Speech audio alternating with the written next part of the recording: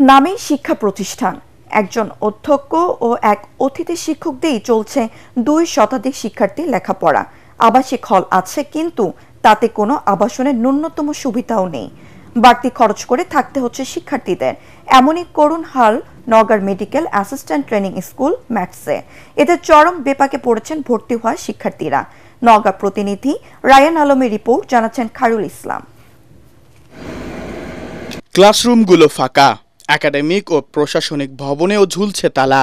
ব্যবহার না হওয়ায় অযত্ন আর অবহেলায় পড়ে আছে বিভিন্ন সরঞ্জাম। নওগাঁর মেডিকেল অ্যাসিস্ট্যান্ট ট্রেনিং স্কুল ম্যাটসের চিত্র এটা।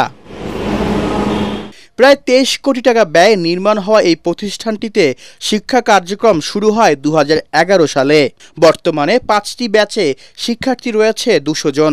23টি পদ থাকলেও নেই কোনো শিক্ষক, এমনকি 20 জনের বেশি কর্মকর্তা কর্মচারীর পদও শূন্য। পুরো প্রতিষ্ঠানটি চলছে একজন অধ্যক্ষ আর একজন অতিথি শিক্ষক দিয়ে। চরমভাবে ব্যাহত হচ্ছে শিক্ষা কার্যক্রম।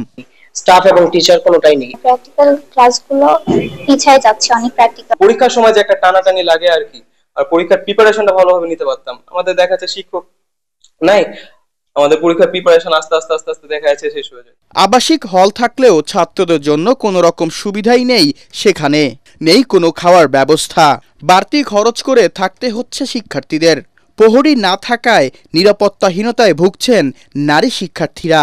পর্যাপ্ত পরিমাণ নিরাপত্তা স্টাফ নাই, নিজেদের নিরাপত্তা নিজেদেরকে দেখতে হয়। ট্রেনিং স্কুলটির অধ্যক্ষ জানান, অর্থ বরাদ্দ ও জনবলের অভাবে চরম সংকটে প্রতিষ্ঠানটি। নিয়োগের কার্যক্রম মন্ত্রণালয়ে চলমান, অর্থনৈতিক কোড হয় নাই, অর্থনৈতিক কোনো সাহায্য আসে না, অর্থ বরাদ্দ আসে না। দ্রুতই জনবল নিয়োগ দিয়ে সকল সুযোগ সুবিধা নিশ্চিতের দাবি শিক্ষার্থীদের। Bureau report, ATN Bangla.